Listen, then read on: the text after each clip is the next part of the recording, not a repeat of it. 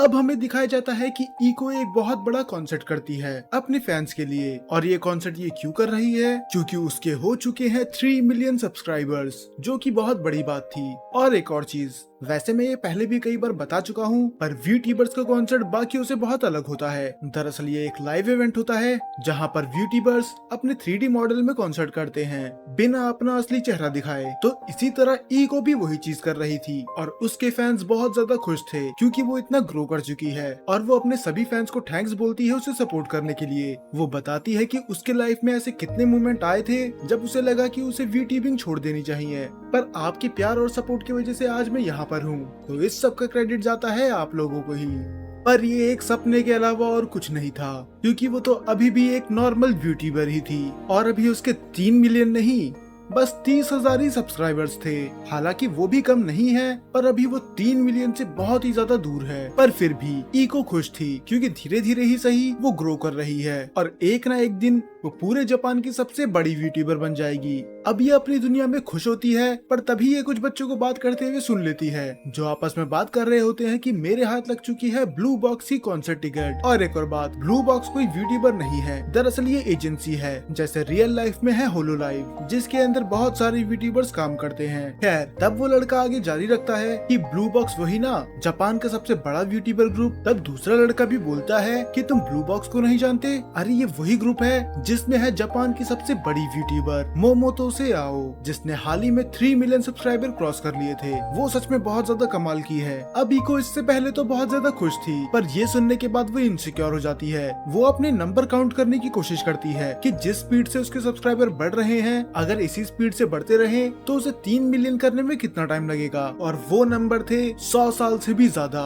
तब वो सोचती है कि मेरा ड्रीम सबसे ज्यादा मुश्किल है, क्योंकि रीका सिंगर बन सकती है, नैने भी वॉइस एक्टर बन ही जाएगी, और सेम होगा शिनोबू के साथ भी। पर अगर मेरी बात करी जाए तो मेरा काम सबसे ज्यादा मुश्किल है, क्योंकि मुझे सरपास करना पड़ेगा जापान के नंबर 1 यूट्यूबर को, जो कि इम्पॉसिबल है। अब वो थोड़ी अपसेट भी हो जाती है, क्योंकि एक एक करके सभी के ड्रीम पूरे हो जाएंगे सिवाय उसके, और एंड में अरिसु भी उसे छोड़ के चली जाएगा। तभी अरिसु और नैने वहाँ से गुजर रहे होते हैं, और वो सुनते हैं उसकी आवाज। अरिसु पूछता है कि आखिर तुम्हें हुआ क्या, तुम इतनी उदास क्यों हो? पर वो उसे टैकल करती है और बोलती है कि ये सब गलती तुम्हारी है, और ये बोल के वो वहाँ से भाग जाती है। ऐसा इसने इसलिए बोला क्योंकि अरिसु ही था जिसने उसके मन में उम्मीद जगाई थी कि वो एक बेहतर यूट्यूबर बन सकती है। अब पूरे दिन में वो और कुछ कर ही नहीं पाती, वो बस उदास बैठ के स्क्रीन को देखती रहती है कि मोमोतो से आओ के इतने सब्सक्राइबर हो कैसे गए, आखिर वो ऐसा क्या कर रही है जो मैं नहीं कर पा रही। तब वो डिसाइड करती है कि वो थोड़ी रिसर्च करेगी, और वो देखती है कि वो कर रही होती है कॉन्सर्ट, और वो अपनी 3D मॉडल में डांस भी कर रही थी,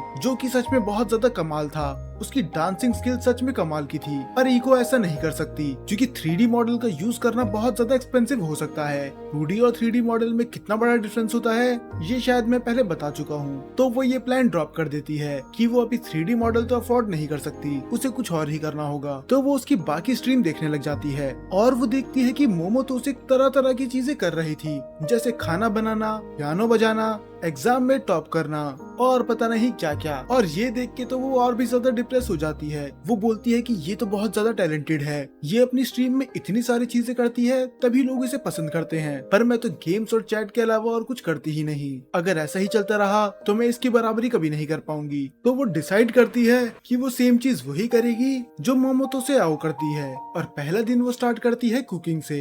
अब उसके व्यूअर्स तो पहले से भी ज्यादा गिर चुके थे। अरिसु हैरान होता है, आखिरकार अचानक से ऐसा क्या हो गया कि इसने कुकिंग स्टार्ट कर दी। वो अपनी वीडियो में ऐसी चीज करने वाली थी जो आज से पहले किसी यूट्यूबर ने नहीं करी। वो बनाने वाली थी सबसे बड़ा केक, पर वो इतनी ज्यादा नर्वस हो जाती है और वो बहुत सारी मिस्टेक्स भी कर देती है, तो फाइनली उसे स्ट्रीम एंड ही करनी पड़ती है। अब बेचारे फैंस कंफ्यूज थे कि इसने अचानक से स्ट्रीम एंड क्यों कर दी। उन्हें लगने लग जाता है ये कुछ बड़ा प्लान कर रही है। अब इनको क्या पता, वो तो बहुत ज्यादा नर्वस थी, पर वो इतनी जल्दी तो हार नहीं मानने वाली थी। तो ये तो था मंडे का दिन। अब ट्यूसडे को वो प्ले करती है एक इंस्ट्रूमेंट। वो हर दिन कुछ नया ट्राई करने की कोशिश कर रही थी, पर वो ये भी नहीं कर पाती। और फिर वेंसडे को दिखाती है वो अपने एग्जाम का रिजल्ट। हालांकि उसमें वो अच्छे स्कोर तो करती है, पर इसके लिए उसे बहुत ज्यादा पढ़ाई भी करनी पड़ी थी। और थर्सडे को वो चैलेंज रखती है कि वो तब तक गाना गाएगी जब तक उसके 3 मिलियन सब्सक्राइबर कंप्लीट नहीं हो जाते, जो कि इम्पॉसिबल ही था। और फ्राइडे को वो गिव अप ही कर देती है। उसे समझ में नहीं आ रहा होता कि वो हर दिन नए आइडिया कहाँ से लेके आए।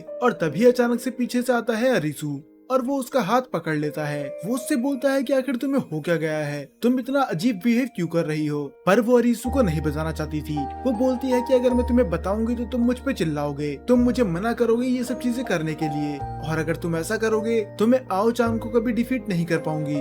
अब अरीसू ने उसे पकड़ रखा था, तो उसकी पकड़ छुड़ाने के लिए वो सिन चैन का मूव ट्राई करती है, तो वो उसके कान में फूंक मार के वहाँ से भाग जाती है। पर अब अरीसू को इतना तो पता चल गया था कि इसकी परेशानी की वजह वो आओ चान ही है। अब बाद में इको अकेले जा रही होती है और वो अपने मन में सोचती है कि अगर मैंने अरीसू को बता दिया कि मैं क्या करने की कोशिश कर रही हूँ तो वो मुझे मना कर देगा कि मुझे ऐसी पागलपंती छोड़ देनी चाहिए, क्योंकि मैं कभी उसे नहीं हरा पाऊंगी। तो इस बार ये चीज मुझे अकेले ही करनी होगी। पर तभी उसके फोन में एक नोटिफिकेशन आती है और वो होती है आओ चान की स्ट्रीम की, जहाँ पर वो देखती है कि आओ चान ने एक स्विम सूट पहना था। और अब ये देख के इको को समझ में आ गया था कि आज उसे क्या करना है, तो वो भी अपनी स्ट्रीम में रिवील कर देती है कि आज वो एक नई ड्रेस पहनेगी। और ये एक मिस्ट्री थी कि वो ड्रेस कैसी होने वाली है, जिससे लोगों की क्यूरियोसिटी बढ़े। यहाँ तक कि बाकी तीनों लड़कियां भी बहुत ज्यादा एक्साइटेड थी कि आखिर नई ड्रेस कैसी होगी। पर जैसे ही वो उसकी नई ड्रेस देखते हैं उनके पैरों से तो जमीन ही निकल जाती है, क्योंकि इको की न्यू ड्रेस होती है एक स्विम सूट।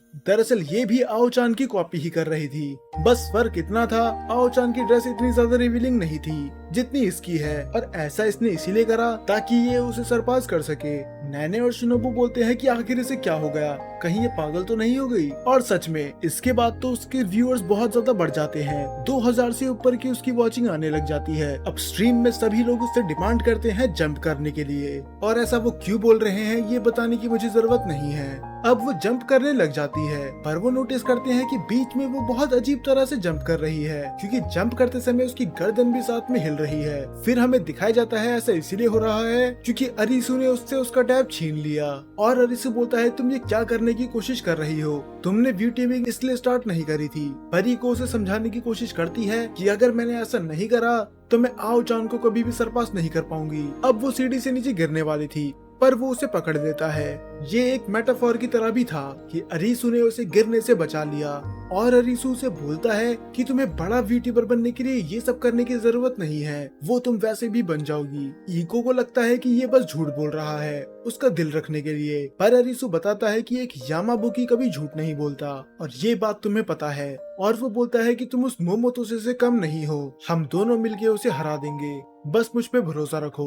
तब इको बोलती है कि पर हम उसे हराएंगे तो हराएंगे कैसे, वो हर चीज में मुझसे ज्यादा बेहतर है। पर अरीसू समझाता है कि ऐसा नहीं है, तुम्हारी वॉइस उससे कई गुना ज्यादा अच्छी है, और एक यूट्यूबर के लिए सबसे बड़ा हथियार है उसकी आवाज। अगर मैं अपना ओपिनियन दूं, तुम्हारी आवाज इतनी ज्यादा सॉफ्ट और एंजेलिक है कि मैं तो ये पूरे दिन भर सुन सकता हूँ। अब ये सुन के उसे बहुत ज्यादा शर्म आने लग जाती है, और वो उसे बोलती है कि अब मुझे चने के झाड़ पे चढ़ाना बंद करो। तब वो उसे बताता है कि हाँ, सबसे जरूरी तुम्हारी वॉइस ही है, पर वो वॉइस भी किसी काम की नहीं आएगी अगर तुम्हारे चैनल पे रीच ही नहीं है। तो कैसा रहेगा अगर तुम बड़े यूट्यूबर्स के साथ कोलैब करो, क्योंकि अगर तुम उनके साथ कोलैब करोगी तो उनके फैंस तुम्हें जान पाएंगे और वो तुम्हें जरूर देखेंगे। तब वो बताता भी है कि मैंने एक यूट्यूबर को अप्रोच करा भी है जिसके 1,50,000 सब्सक्राइबर्स हैं। मैंने उससे रिक्वेस्ट करी है कि वो तुम्हारे साथ कोलैब करे। वो एक इवेंट करवा रही है जिसमें हमें एक हॉरर गेम को कंप्लीट करना है कम से कम समय में। तो हमारे पास 1 हफ्ता है, हम उस गेम की अच्छे से प्रैक्टिस करेंगे और उस कंपटीशन में हम कमाल करके दिखा देंगे। अब 1 हफ्ते तक ये बहुत ज्यादा प्रैक्टिस करते हैं, और अब फाइनली वो दिन आ चुका था जब इसने उस कंपटीशन में पार्ट ले लिया था। तो ये थी एक ज़ॉम्बी गेम। पर इतनी प्रैक्टिस करने के बाद भी इको एक बच्चे की तरह डरने लग जाती है जब भी ज़ॉम्बी स्क्रीन पे आते हैं, और वो तो खेल ही नहीं पाती, वो बार बार बच्चों की तरह डरे जा रही थी। और यहाँ तक वो ये भी बोल देती है कि अगर मैंने अभी थोड़ी देरी से और खेला तो मैं अपनी पैंट गीली कर दूंगी, और ये इसकी बहुत बड़ी गलती थी। ऐसा क्यों, ये आगे पता चलेगा।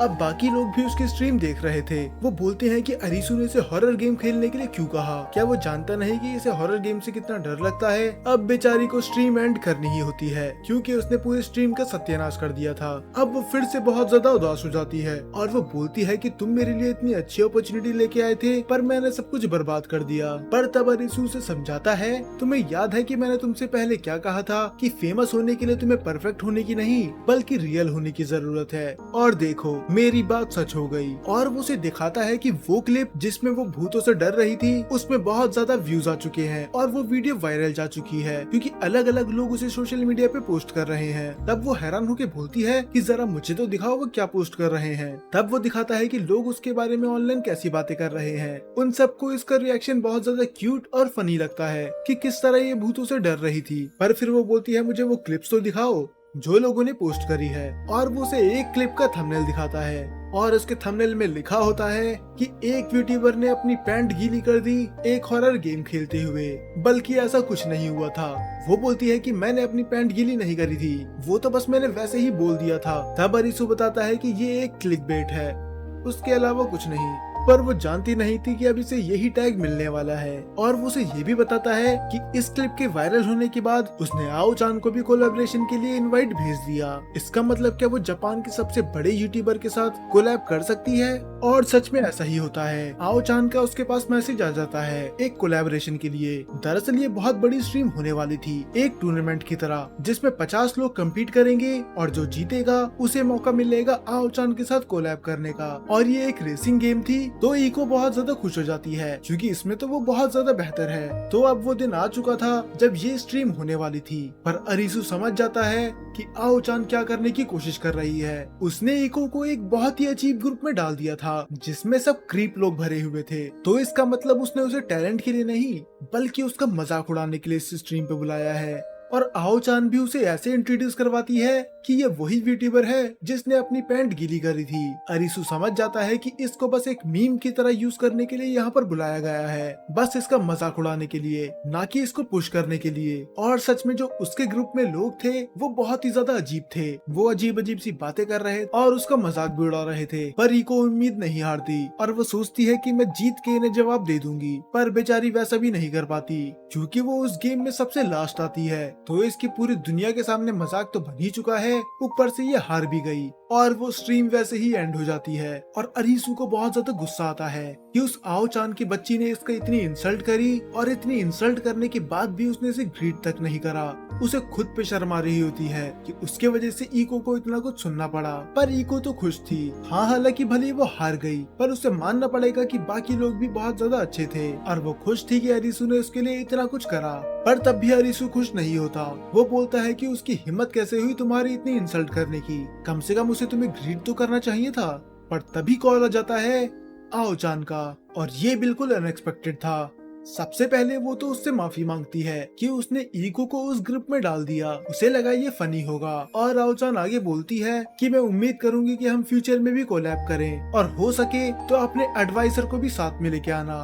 अरीसू हैरान हो जाता है कि इसका मतलब क्या है एडवाइजर, क्या ये मेरी बात कर रही है? तब आओ चान आगे बोलना कंटिन्यू करती है। वो बोलती है कि रिसेंटली तुम्हारे सब्सक्राइबर बहुत जल्दी बढ़ रहे हैं और इसका रीजन है तुम्हारा एडवाइजर जो इन सब चीज के पीछे है। तो मैं तुम्हारे एडवाइजर से बात करना पसंद करूंगी डायरेक्टली। और वो ये बोल के कॉल काट देती है। और इको थोड़ी जेलस होती है कि उसको तुम्हारे बारे में कैसे पता चला। और खुद अरीसू भी हैरान था कि आखिरकार उसने गैस कैसे कर लिया कि तुम्हारी जितनी भी वीट्यूबिंग की एक्टिविटी है उन सब के पीछे मेरा हाथ है। अब मुझे समझ में आ रहा है कि वो जापान की सबसे बड़ी यूट्यूबर क्यों है। और हमें उसका फेस रिवील भी हो जाता है। वो सच में बहुत ज्यादा होशियार है, पर मैं वादा करता हूँ कि हम दोनों मिलके उसे सरपास कर देंगे। और फिर इको उसे एक इनडायरेक्ट किस देती है, इसीलिए क्योंकि उसने उसकी बहुत ज्यादा मदद करी। और ये एपिसोड यहीं पर खत्म हो जाता है।